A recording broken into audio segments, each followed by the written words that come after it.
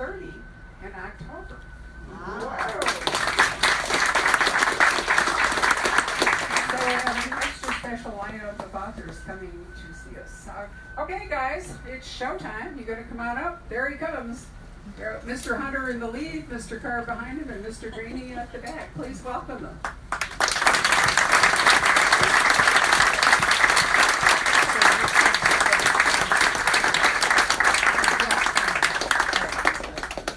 Arrange yourself as you will. I'm giving this away at the end. Okay, where do you want us to sit? Yes. Why don't you sit here? And then Mark It works, huh? Mark and Jack will serve. Yeah, that works. Phone off here.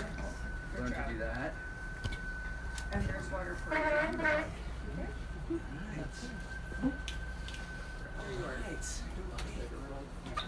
Actually, I'll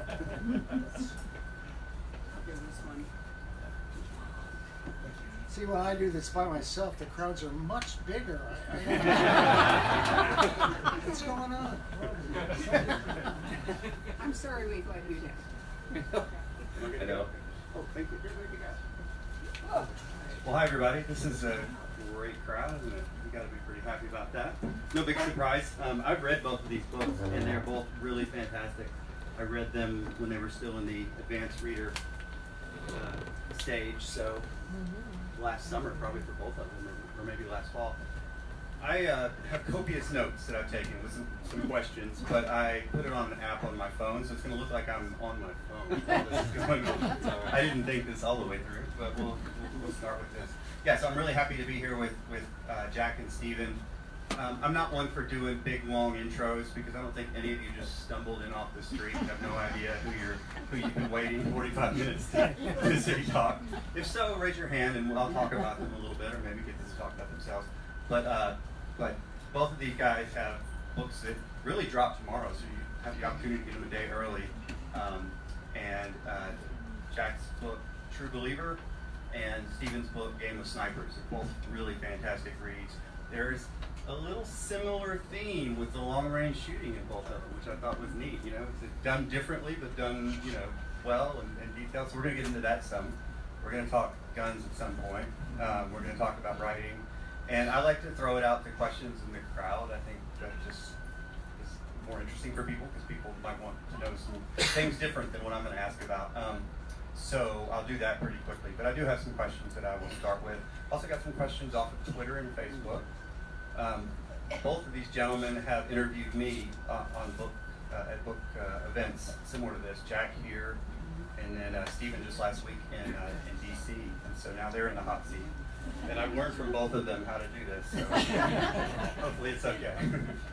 All right, so I'm going to start with a question for Stephen. Game of Snipers. So I read a little bit about kind of how this book came about, or how you got the first idea, sort of a reverse engineering process. And I'd like to hear a little bit more about that, if you could explain that to everyone. Well, I'm an indulgent person. I indulge myself any way I can. I like to give myself presents. And one of the presents I usually give myself is I try and pick my next book from a list of books that I want to write. Because you spend a lot of time with a book, it's like a marriage. If it goes wrong, it can be miserable for both partners and have no happy ending. But in this case, I guess it's because of my natural heroism. I decided that I would ask myself, not what do I want most, but what would readers want most? And the answer I came up with, they want to see Bob the Nailer. Oh, people over there. They want to see Bob the Nailer nail. And that meant that he had to be a counter sniper. It meant that he had to shoot someone who was about to shoot someone else. And that meant that the someone else had to be important. And each supposition led to further questions. And, okay, who wants this person killed? Why do they want this person killed? What is the nature of the shot? Who would be capable of making that shot? And so I built the book that way, backwards, thinking that it would, I don't know, I'd never done that before. Sometimes I've started books where I don't have an ending. I've even started books where I had the wrong ending and I had to try and find the right ending. I think there's a couple out there now with the wrong endings. Too bad. Anyway, So that's how I put this one together. It seems to work. I might try it again, but probably not. All right, next question is for Jack, and this is a question you have answered before, I know, and this is your first night on tour, of a lengthy tour, and I promise you, you will be asked this question every night, but I feel like it's still fresh. The release date of True Believer got pushed back by the DoD, or you were waiting on DoD approval. Can you sort of summarize that process and how much it got pushed back and all that? I can. So it's my first novel, The Terminal List.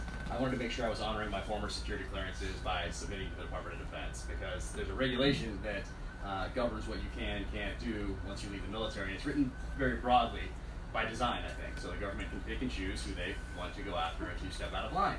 And the regulation reads something along the lines of, you're required to submit anything intended for public release. Okay, fairly broad. Is that a letter to the editor? Is that this? I mean, it's very broad. So I wanted to make sure I was honoring those clearances, so I submitted it.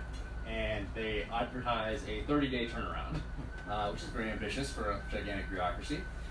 They got back to me in 45 days on that one. So I thought it's pretty good. 15 days late, not bad at all. And they took out about 10 lines out of that first one, which I kept redacted in the novel. So I figured, okay, let's do that with the second one. So submitted the second one, and then 1 month passed, then 2 months passed, then 3 months passed, then 4, and we got about to the 7-month mark when they finally got back to me.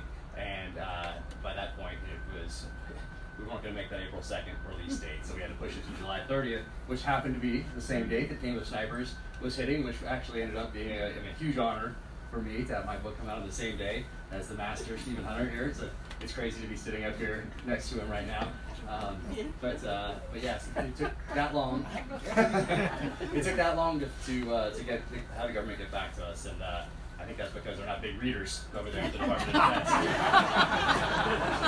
Defense. So this time around, though, I'm going to appeal. So you have a year to appeal, which means that at this point, my attorneys have tied every 56 sentences they took out, and they've tied every single one of those sentences, except for one, to a publicly available government document. So not something on Wikipedia or in the New York Times, but a publicly available government document. So we'll see what they come back with, and if by the time the paperback comes out that we won any of those on appeal, that people will be able to see what the government didn't want them to see.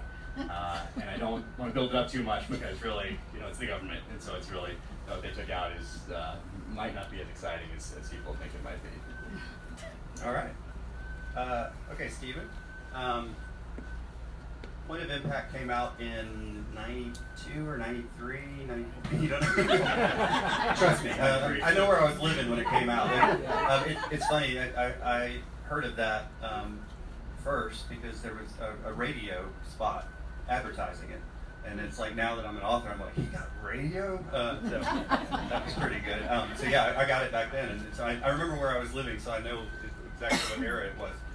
So you've been doing these Bob Lee Swagger books for 25 years with some, offshoots and whatnot. But this is a question that someone put on Twitter. When writing a series, how do you keep the story exciting when readers know that the hero will survive?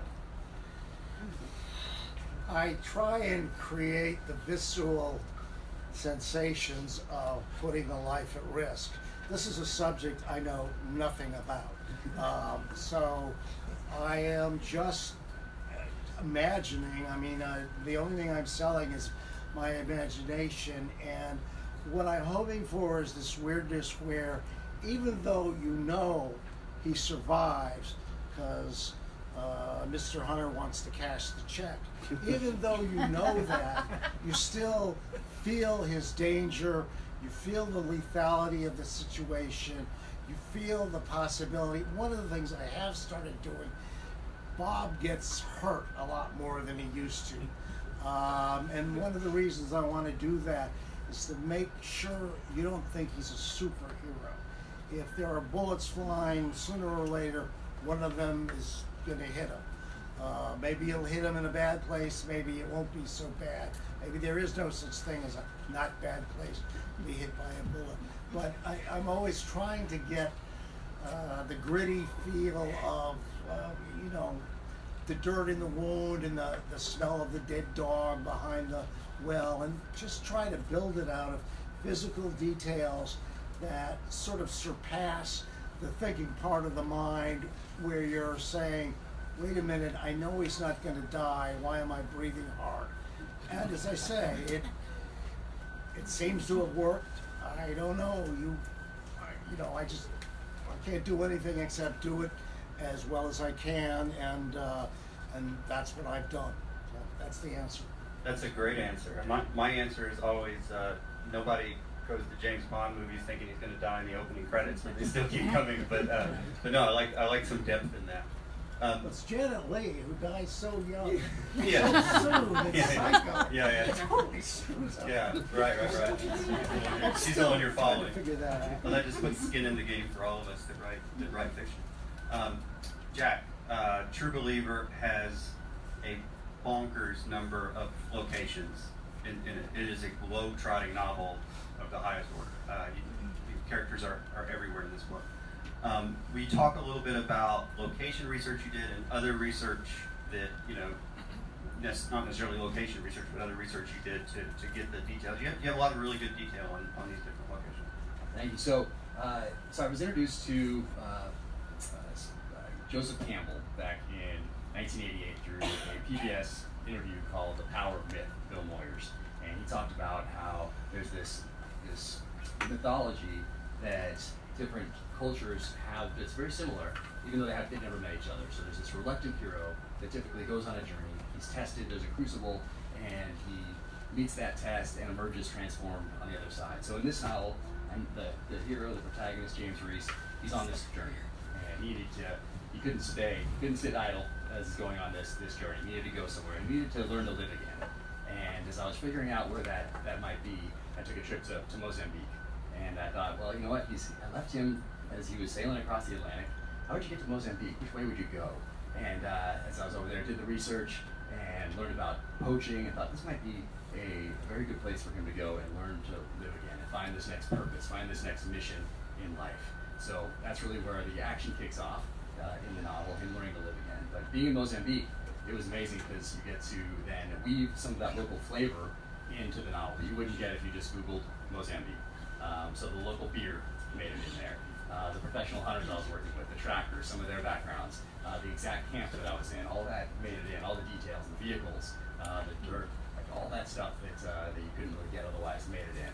And there's another location that where he goes after that, and I picked it because it made sense geographically. And when the government returned the novel, they had blacked out every reference to this country. They'd even the architecture, the mountains, the name of the country, obviously. And I hadn't been there in uniform. I hadn't been there in the military. I'd never worked with anybody in the military that had been to this country. It just made sense for the flow of the novel for him to go there.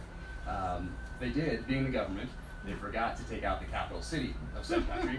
So knowing their intent, I helped them out and I blacked that out in redaction myself. So you're welcome, U.S. government, watching. But I'd been there before I went to the military. So I'd been there so I could describe the mountains, I could describe the marketplace, I could get the smells and the tastes and the food and all that sort of thing. So I was reaching back into that. So that was research that was done ahead of time. Then he ends up in another place that I spent some time before I went to the military, in Ukraine. So I got to go back in the memory banks. And so I didn't actually go there to research this one, but I'd spent time there years before I was in the military. So I really reached into places that I've been in the past because it made sense for this particular novel. And book 3 that I'm finishing up right now, I'm about to take a trip to Siberia. Here, with some boots on the ground over there. And even though I'm in the editing phase, which will start here soon and go probably till October, I'll be able to take some of that local flavor that I get from being in Siberia and weave that into the novel. Okay, great. I'm going to talk about guns for a second. I'm not going to harp on it too much. All three of us are aficionados. But Stephen, you are the one that people look to as the guy that makes long-range shooting exciting in his novels, and it's always been that way for you. I wonder, and this is my question, I wonder, where do you draw the line as far as detail and being correct and being credible, and do you find yourself editing it out later that maybe you put too much detail in, or like what? Well, what's your sort of like? That's two rubric? questions. And the first question is something that all of us in this business have to struggle with, and that's the balance between detail and narrative. And if you put too much in, it literally you can't get through it. People, because particularly long-range shooting is a very technical aspect. It's enormously complicated, and to be honest with you, I don't understand a lot of the arcane aspects of it, and a good way of not making mistakes is to not write about the thing that you would have made the mistake about. So that's part of it, but I'm always trying to balance the two of those and to keep it vivid and precise, and to keep it, and yet at the same time preserve at least a spirit of accuracy. So the readers, even when they know more than I do, can say, well, the guy is trying.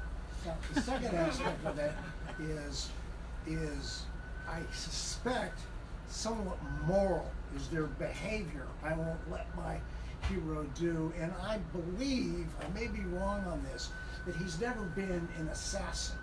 He's never been a man who sneaks in somewhere and finds somebody sitting at his dinner table and kills him through 3 windows. Instead, he has been a soldier. He is the sniper soldier. And everyone he engages is armed and is actively trying to kill him or other stories, or other soldiers, his allies, Americans. And I sort of did that, and for no pious, sanctimonious reason, or to announce my own virgin purity, but it's just the way it worked out. And now that I realize that's a pattern, I think I'm going to stick with it. And that's why Bob will always, in action, he'll almost always be a counter sniper instead of a sniper. Seems to be working. All right, that's sort of the same question. You have 2 books out now. Have you gotten feedback from the first novel, and like not specifically long range shooting, but sort of shooting, because you're very intricate. The second book has a good amount of long range shooting.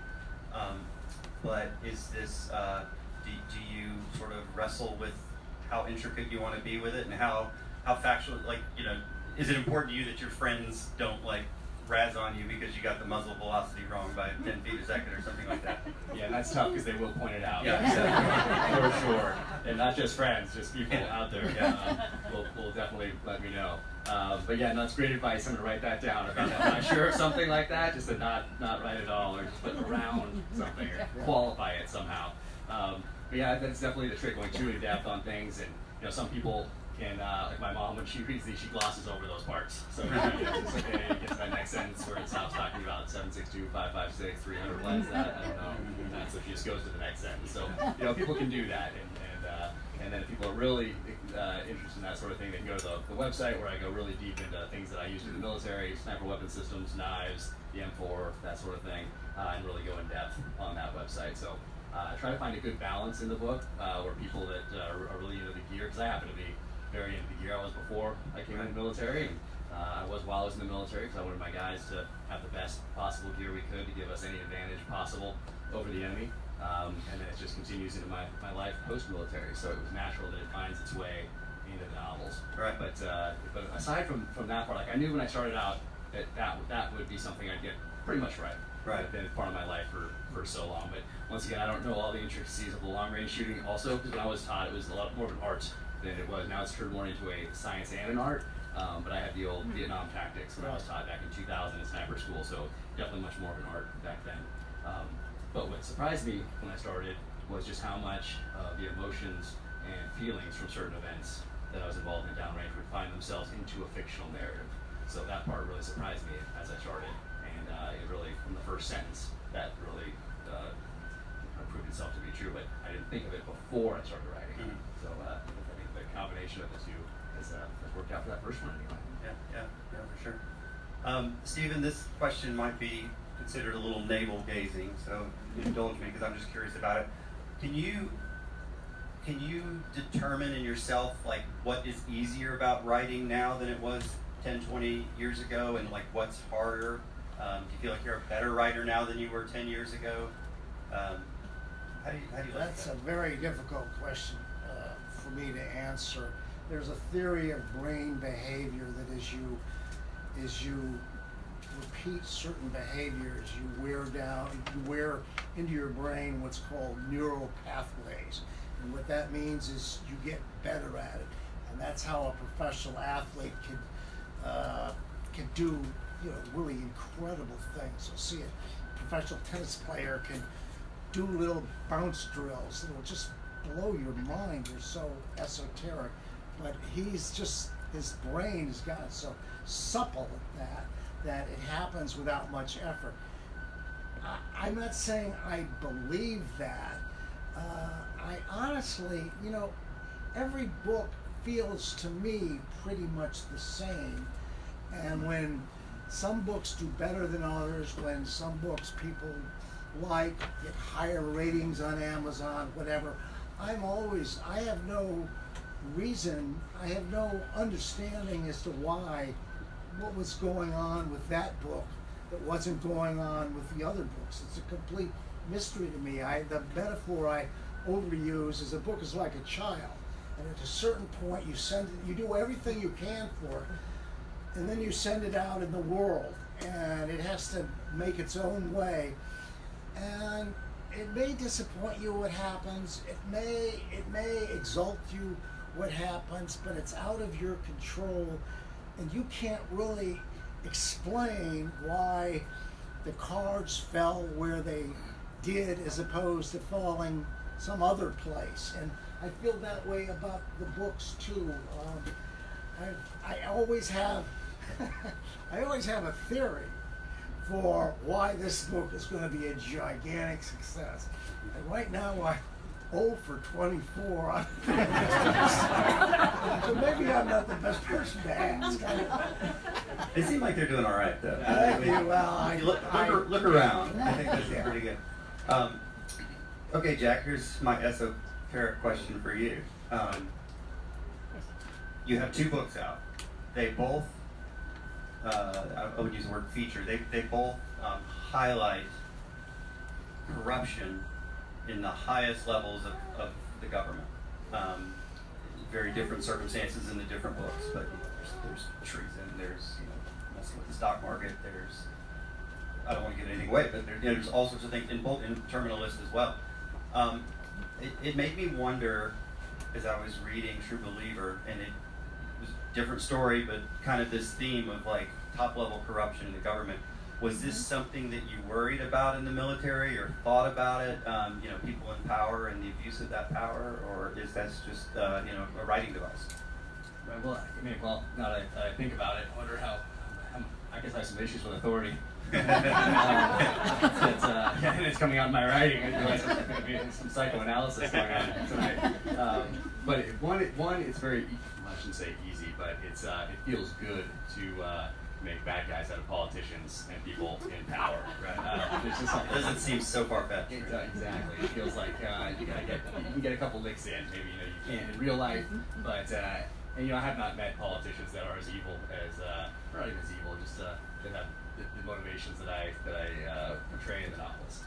Doesn't mean that they don't. I just haven't met any like that. But that's what feels good to create a bad guy or bad people or bad organization that wants to maintain control.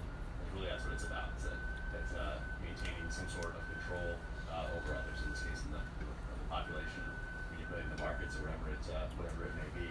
But it is fun to write bad guy politician type characters that are woven into have relationships with people at the highest levels of the financial sector, right, or things like that. So I think it might be a thing. We'll see. It might be a thing. We'll see. Yeah. So there is. So book 3 that I'm just finishing touches on. I'm just racking my brain right now. So it has some more Russian mafia type stuff in it. But there's definitely that. There are some people in that one. Now that you mention it, that the highest levels of government that aren't the best. Yeah. Well, it works well in both books for sure. I think I must have loved drawing because I grew up reading before I discovered Stephen Hunter in the 90s and went back and read everything they'd written previous to that. I grew up reading David Morrell and Nelson DeMille and Jason Pollock and A.J. Cornell and Clancy. and these guys, and I think maybe a lot of those might have had bad guys like that. Maybe I'll have to go back. Sometimes I don't want to go back and revisit some of those because I don't want to lose their magic that they had in 1983 and sometimes they do. 85. Sometimes they do, and sometimes they don't. It's always a tough thing. I have read Point of Impact like 3 times, and it does not lose its magic. For sure. Okay, Stephen, this is a question I imagine you've been asked a million times, but I've never heard you speak about it. You were a film critic for the Baltimore Sun and the Washington Post for a long time. Does that affect either positively or negatively how you respond to criticism of your own work? Because I know how shallow most critics are. I hate criticism. Yeah. I would hurt critics if I. It's it's all part of democracy. You put it out there, you do your best, and sometimes it moves people in surprising and profound ways, but other times it gives someone a smirking chance to show off, as both of us have been cited for technical errors by people who are so damn proud of themselves. They can't stop radiating beams of light. And, again, I know that guy. He's bugging you. You know, I mean, you just have to. You can't take it personally. You just have to. If it bothers you, probably the best thing to do is to not look for it. Don't read the reviews. I won't read any Amazon reviews for at least a year, because what I hate is when someone is really stupid and they say something really stupid that shows. I mean, the guy read 106 pages of a 600-page Bob Lee Swagger book and said, I read all this and there's no Bob Lee Swagger. Well, Bob Lee Swagger comes into the book on page 107, so I just thought that was an incredibly dumb thing to say. And things like that, it's like they get under your skin. They get in your, they just sort of, you start snapping at your wife. If I snap at mine, she punches the hell out of me. It's okay. Just get through it. Yeah. It's not a major component of life. And I think of the things I wrote as a critic. I was young and arrogant, and I knew everything in the world. There wasn't a thing I didn't know. And I was so witty and clever, and I could twist these movies so they showed me in my best light. And do I feel guilty about it? Yeah. No. As you get older, there's a certain kind of narcissistic criticism that is probably injurious to the character, and I've certainly done my share of it. I wish I had a better strength of character and was able not to, but at my age, you just sort of accept that every day isn't going to be your best day, and you try not to get too angry at yourself for those days which weren't. Oh, great. Jack, not that you've ever gotten any criticism at all, but if you were, do you read your reviews? So I skimmed through the Amazon ones, and I try to take it. So I tried to deal with this early on. I tried to figure out a way to cope early on, because people say people think of a Navy SEAL as being very, very thick-skinned, very tough, and it's you're human like anybody else. I try to humanize the character also, but what I tried to do was think of a way to turn it into a positive. So luckily there are not too many negative ones with the first one, but I was curious about some of them, so I did look, and I look at it as, hey, if someone is saying that, hey, there's too much gun stuff, well, then someone who likes the gun stuff looks at that and says, whoa, I want to buy this book. Yeah, This looks great. So I look at it as, hey, if someone's critiquing a certain part, well, somebody else is going to like that part of it and say, oh, well, I'm getting this then. And that can work with a few different things that people have nitpicked about the novel. But for the majority of the reviews are all great, which is awesome. But But yeah, I try to turn those negative ones into a positive in my head anyway. I have no idea if that's true or not, but I just I try to think of it in that light. Yeah, so I just wrote a book with a guy who hadn't been published before, a Marine Lieutenant Colonel, and the week we were on tour together, he was looking at reviews, and I was lecturing him like I was Yoda about don't look at your reviews, don't look at your reviews. Got home, and 2 days later, this guy put a review up, and I like screenshot it and sent it to him. I was like, everything I said, forget it. This guy's the biggest jerk. But it was a, you get like a 1-star review because some guy doesn't like strong female character in your book, and I was telling my buddy, the co-author, I was like, I just want to write under here, like, who hurt you, bro? But you can't let them know you're in your head. Although I just said on Facebook Live and in front of 100 people that I'm going to be. You're all in my head. I like the ones that get the 1-star review for when the book shows up with a tear in the cover. Yeah. Yeah. Like, oh, Yeah. okay. Yeah. Or people that read the advanced reader copy and be like, there's some typos in here. You don't get an advanced reader copy next year, sorry. Off the list. I'd love to see if there's some questions out in the crowd. If there's not, with a crowd this big, it's disturbing. Yes, sir. I guess to both of you, is it a struggle when you're writing the fiction, this kind of fiction, to, I don't even know how to word this, but stay in the plausible, not go too far into, some of the stuff I love, and I say in the back of my mind, but that's not real plausible, but that's awesome. Do you struggle with going too far on what's actually plausible or believable in writing fiction? So the question was, is it a struggle to keep things plausible in writing fiction? Want to take that one? I would say yes, it is. And see, reality is not a reliable guide because the craziest things happen in reality. Bullets bounce 3 times, and then they, shoot the aerial, and that's why the guy can't call it into headquarters. Things like that just you couldn't represent. So yes, you try and keep it within the realm of plausibility, but it is difficult, and I've got an awful lot of embarrassing coincidences. I think in one of them, if the snowfall came 3 minutes earlier, the book is ruined, and if it came 3 minutes later, the book is ruined. But damn it, that snowfall arrived right on time. And I waited for someone to call me on it, and you're the first to hear about this extremely convenient and cooperative snowstorm. I don't consider myself a particularly good plotter, and I don't have a book that I haven't written where there isn't some clumsiness or some awkwardness or something that strains credibility, and it's just not one of the things that I do well, and I just hope I can cook up the temperature so high that people like you don't notice it. I'm trying to fool you. Do you understand that? I'm only on book number 2 and finishing number 3 right now. But if I wanted to read something that was plausible, then I just read the newspaper. That actually happened, well, for the most part. There's some debate about that stuff too. But yeah, I think that when I grab a book off the shelf, I want to escape into those pages. I want to be rooting for the hero. I want to maybe learn something along the way. So those are the things I'm looking for.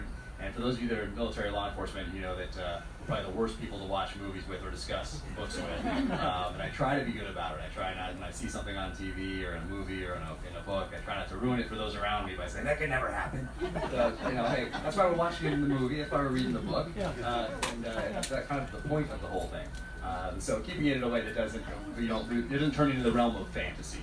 That's probably what I'm going to try to stay away from, but I'm sure I'll be pushing limits along the way. So if we queued up Charlie Sheen and Navy SEALs right now, you wouldn't point out a few discrepancies. I think they have the scopes on backwards in a couple of things. Try not to let it bother. Sometimes it's hard to get back. Yes, sir. One of the things I like about you two guys, is what makes the story plausible, makes the story come alive, is you are accurate with the gun stuff. Those of us who poll traders can tell you guys poll traders too. So since you're gun guys, here's your question. What's your favorite gun? For instance, Stevens, you still have your Thompson? I'm sorry, I'm not So hearing. what's You your, still have what's your top- favorite gun? Your My favorite, favorite gun. Yeah. I've been shooting a lot of 22 target pistols lately, and there's some of these European Olympic pistols. The engineering and the design is just spectacular. And the reason I've been doing that is the secret is that although Bob Lee Swagger was a very good shot, Stephen Hunter was not. So I decided last year that I would try and shoot better. And I worked a lot on trigger finger, worked a lot on my forearm muscles. I read every book I could, and I'm trying desperately to learn to hit the target when I pull the trigger. And I'm getting better, but I understand that there's a level of professionalism that I'll never get, and I'm trying not to hate myself for that. Generally, I'm in pretty good spirit. I could never shoot with him. I mean, Well, we're making plans to come out and get on the range together. So yeah, we're gonna do that in the next within the next year for sure. Sounds good. Yeah, so excited about that. Yeah, so for me, if we're talking pistols, I'm gonna have to go with the SIG P226 just because it went downrange with me on all my deployments. It was right there with me when I had to take off body armor. I put my M4 down to go into a meeting or whatever else. I still had that SIG with me. It's always right next to my bed. It was always with me even when that M4 was not. So that one will always have a soft place in my heart for the SIG P226. Good. Right? Yes, sir. I've got a question for Jack. So the main character, James Reese, is a domestic terrorist. He ends up being a fugitive. So what advantages do you see about that type of character as a writer that you can exploit? About him being a domestic terrorist at the end. Yeah. So I mean, in books for I'm looking forward to like a series of James Reese books. And that putting a character in that position might feel like it's a box, but I'm sure. What advantages do you see? Like, do you anticipate from a writer's point of view with that character? Yes, there's a couple ways you can read that first novel. It can be you take it off the shelf at the airport and you fly off to vacation, and it's a novel of revenge without constraint. You have a great ride, and bam. Or you can look at it a little bit deeper, and it's about someone that essentially abandons everything that he's been fighting for his entire life. He's lived for his entire life. He's become the insurgent, become the terrorist that he's been fighting in that novel for the past 16 years at war, bringing those tactics and techniques from the enemy that worked so well against us in Iraq and Afghanistan to home soil. We're going a little deeper, and it's about a veteran who comes home and brings those wars to the front steps of people that have been sending young men and women to their deaths for creeping up on 20 years now. So you can read it a few different ways. But I think that's what was exciting about it, was to leave it off where I did. And I already knew where the next one was gonna pick up, because when I started I had about 6 or 7 different ideas, and I picked the one that I thought was the most visceral, most primal, and to be honest, that would resonate most with readers and New York publishers. And that was that theme of revenge. And to leave him at a place where he can now continue that journey, where he can move into this, what I call a novel of violent redemption next, as he continues his journey, learns to live again, and learns how to cope with the events of the first novel as he finds that next mission in life, finds that next purpose moving forward. So it gives me a lot to work with. Other question? Yes, sir. You right back there. It's a application for a job, right? How much research do you do? Because the writing part, here's the research. Yeah. What is the ratio of the research you do compared to the writing? And maybe talk in more general about your writing regimen. it's different. See, I'm writing about a culture I know very well. So I know a lot of stuff before. I mean, to me, the hardest research is when you go into something clean. If I'm suddenly writing a book, a very interesting and important book about Burmese politics, I'm not even sure what Burma is. So it would probably be, that would be the kind of research that would be very difficult.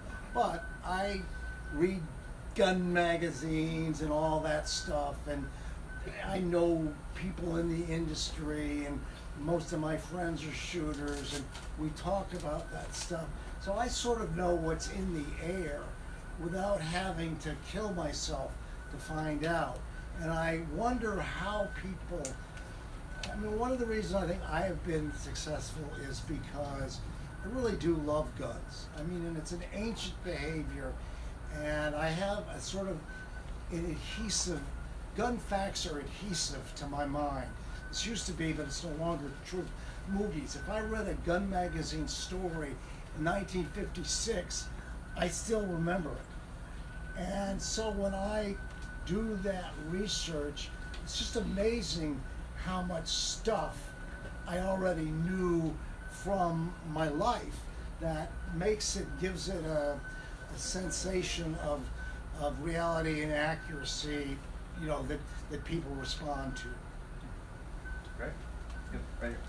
Both of you, obviously you have a much longer history of the character development, but when you're thinking about developing your protagonist, your main character, have you thought through in the beginning where that life is going to go in multiple books? Or do you just create that one person and then think, now where can I take it? Or is it already something that you've kind of fleshed out multiple books? Since I've written a lot of books set over many years, I would say that question fascinates my subconscious. And it is continually making discoveries about the nature of the Swagger clan and the relationship. It knows stuff I don't know.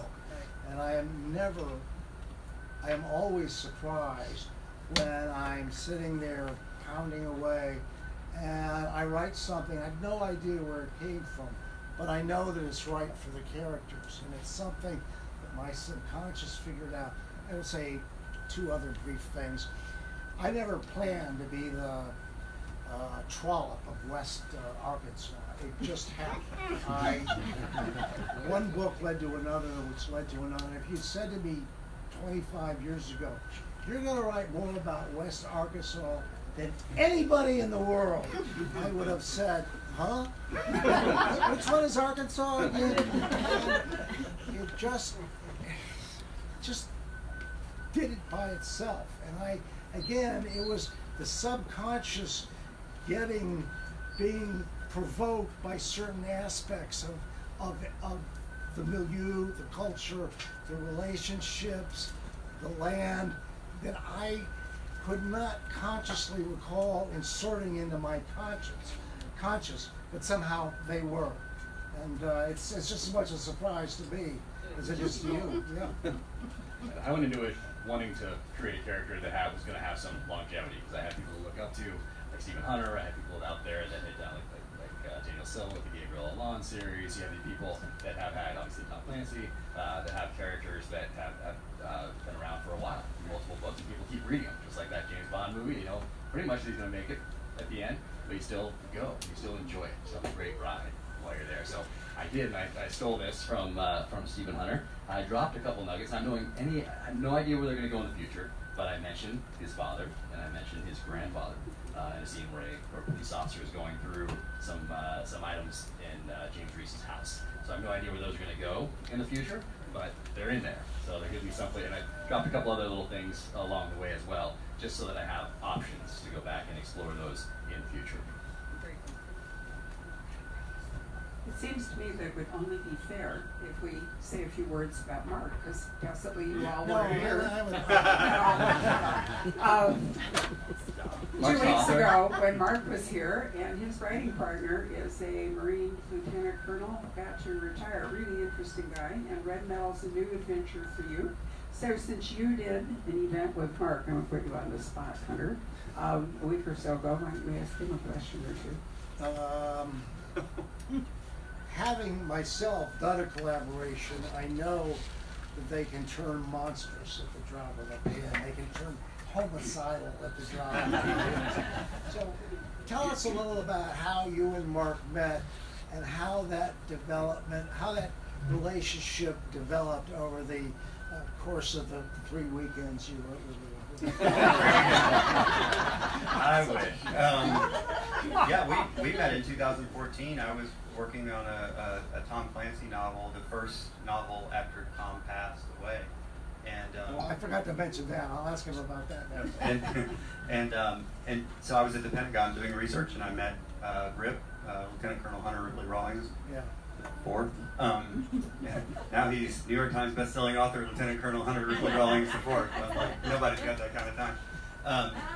But yeah, so we just became friends, and he was a writer, hadn't been published, but I read some of his stuff and thought it was great, and then we just started talking about an idea, and it germinated over years. And yes, collaborations are really, really hard. At the beginning, I told Rip, I was like, at some point, somebody's got to be the one to like make the decisions, and at that point I'd had 16 books out or whatever. I said, so I could be tough on you if I have to. I might have to come at you and be like, this is right, or you have to change this, or whatever. It's like, can you handle that? And he just looked at me and he goes, I've been to war. I said, all right, I'll do it. And so he took everything in stride, and there was never really any issues like that. But I mean, it was when you have two people working on different parts of a book, every time we would look at each other's stuff, it'd be kind of like, wait, that guy's alive? Wait, I think I killed him. So we learned a lot about the collaborative process going through it. By year 2, we were a lot better than we were 6 months into it. Okay, you alluded to it. To me, I'm out here with 2 combat veterans, and that's because Mark wrote 4 books with Tom Clancy, which I would consider the war to end all wars. But would you talk about that? Sure. Yeah, back in 2011, I only had 2 books in my name out, and I got a call. My agent said, "Are you sitting down?" And I was like, "Yes." And he, it's either going to be good or bad. And he said, "Would you be interested in writing a book with Tom Clancy?" Because the editor reached out to us. And my first thought was no. Like I was terrified at the prospect of it. I was like, I'm so not ready. Give me another 10 years and then maybe. But then I knew my agent would never speak to me again. I was like, no thanks. So I did. I went up to Baltimore and met Tom, and I'd been warned that he was going to be lovable but gruff. Without the lovable, maybe, but we had the best. We really had a really good relationship. It was perfect, and I literally went up there for a 45-minute meet and greet, and I was in his house for about 5 hours, and I had to go get on a plane. So yeah, I did 3 with him while he was still alive, and then he passed away right after we finished Command Authority, which was about Russia invading Ukraine, and it came out in December of 13, and in February of 14 they invaded Ukraine. And he didn't live to see that, unfortunately. But then I did 4 more for the family after that. So in 6 years, I did 7 Tom Clancy books, and it was time to step away. It was harder coming up with new things to do. It was a great experience. I think that's plenty of me. Want to ask one more question? Yeah, we'll do one more from the crowd. Yes, sir. That's the hand wing. Oh, sorry, right behind you. That's the great aviation Michael Barrett Tillman, by the way. No, I don't know what an F4U is. Hot course there. Oh, yeah. Steve, when we were emailing back and forth about the Japanese esoterica, the 47th Samurai, you mentioned that Mrs. Hunter was distressed to discover that her coat closet had accumulated a wonderful collection of Japanese cutlery. And wondering what else has turned up in your closets in the course of your you don't want to know. You're entirely too naive to risk your personality being shattered by a look into my closets. There's just some places God does not want man to go. That is one of them. So I'll gracefully pass on that. So for Jack, going against criminal list, and then True Believer kind of right after. I remember you came back with Mark. You were kind of on the finishing steps of it. What do you find significant? That was a lot easier going to your second book, or was a lot harder as well? So the question was, what was a lot easier and what was a lot harder going into book 2? Right. And so I started writing book 2 before I even submitted the first book to Simon & Schuster. There are too many stories of people that write one book and then it doesn't hit, and then they write a second one and that takes off. And the one that people will be most familiar with is probably John Grisham. So he couldn't give A Time to Kill away, and I think it's arguably his best work. I think I've read all the newer ones, but if he hadn't gone and written The Firm and that hadn't taken off, then we wouldn't have The Client, we wouldn't have Pelican Brief, we wouldn't have one Grisham novel a year ever since, and he'd probably still be working in a law office somewhere miserable. So I was always going to write 2, and then if both didn't make it, I was going to take a breath and reevaluate.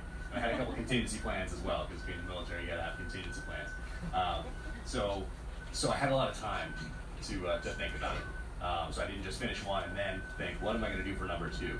I had it already planned out in my head as I was moving. So that question, I guess, would be more appropriate for book number 4, which I am going to start here in about 2 weeks. That I have fairly well mapped out in my mind. So I'm not sure, with so few novels under my belt, I don't know how to really answer that, other than that each one is going to be, well, different. I want to get better at my craft going forward. And for the first 3 anyway, I knew where I was going. So I knew where I was going to end up. I knew where it was going to start. I knew kind of how I was going to get there. And I started with an outline, but there were still things in that outline that I couldn't answer at the outset. But I knew along the way, somehow I'd figure it out. Just like on the battlefield, we aggressively solve problems on the battlefield, and I'm going to solve problems as I work my way through this novel. Of course, the consequences of messing up are not as dire. So I have some time, I can take a little breath and work through a few things. But I just know that I'm going to work those answers in as I go, and they'll come to me. Well, let me say one thing. Generations come, generations go. These guys are of the new generation. I'm of the old generation. I just wanted to tell them and you what a great pleasure it was for me to be with them. They are both brilliant young guys, and as a genre, I think the thriller is in very good hands. So, Thank you.